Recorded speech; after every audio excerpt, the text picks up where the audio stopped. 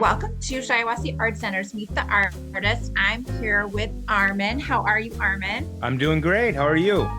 Doing well, thank you. A little bit earlier about your process and how you got started. So let's talk about that then. I started because my dad was an artist. We immigrated to the States from Germany when I was 7 years old, and my dad was hired by the city of Frankenmuth to do these historical paintings, and we stayed in the States, but my folks got a divorce soon thereafter, and so I was in the studio with my dad all the time. He'd pick me up and we'd spend the whole weekend in there, had a little table in there, and I thought, well, everybody does this. I didn't really think that it was kind of an oddity, and I just kept going. And I was a kid in school that, let Armin do all this, let Armin do the artwork, but just don't let him spell anything. So that's kind of the way that happened. And then I was an illustrator in the Air Force when I was 18 for 4 years, and then I went to art school here. And one of my purposes was to really learn how to draw well, because I wanted to do other things, maybe even abstraction. Right. But I wanted that foundation, that observational foundation. And it turned out that throughout the years, I just enjoyed drawing in a realistic way and figuring out the nuances, how we see, how we observe. We see differently than a photograph. So if you're just busy copying your photograph, that's where photorealism comes from. Is when the photograph is what you want, not a reference for you to build onto.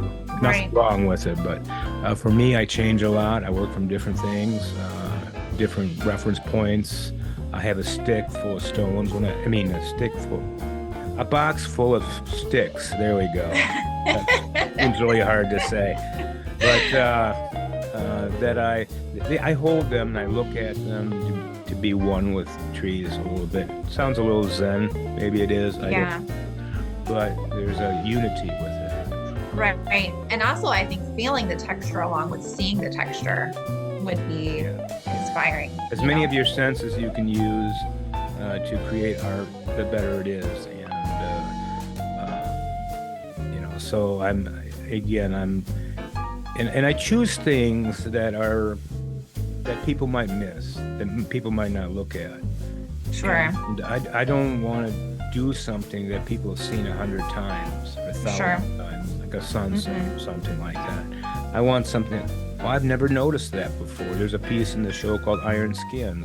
It's the texture of an old diesel engine, and I move things around for compositional sake, because I didn't care if the engine worked like that or not. But, and getting into those little stones that have been there, and there's dust in there, and there's spider webs in there.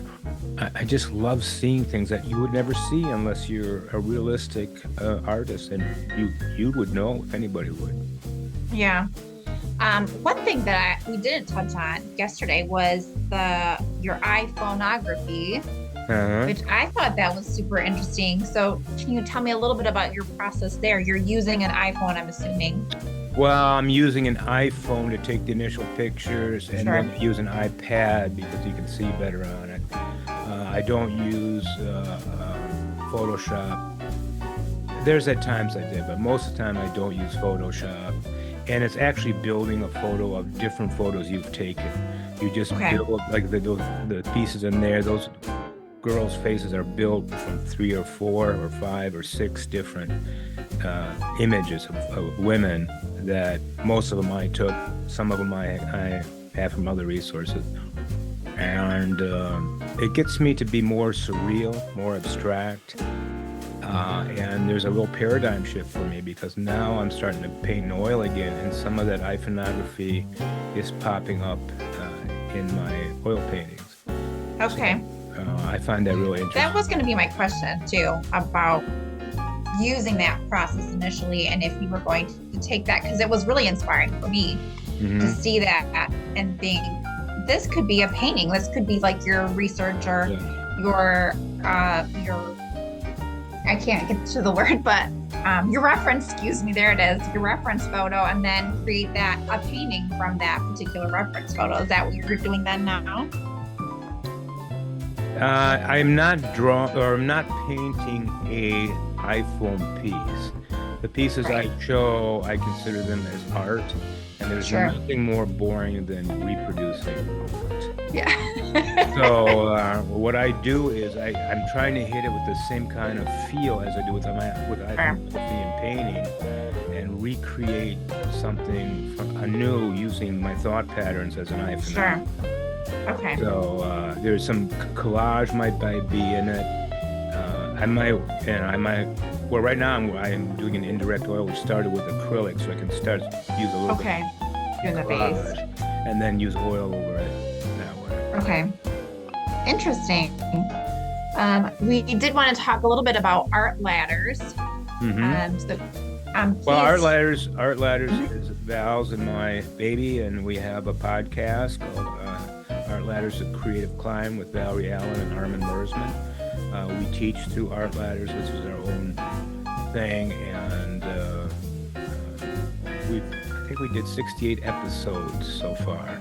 So we started with COVID, and we always talked on the weekends about art, Most times we agreed, sometimes we didn't, and that was the fun part of it, I guess.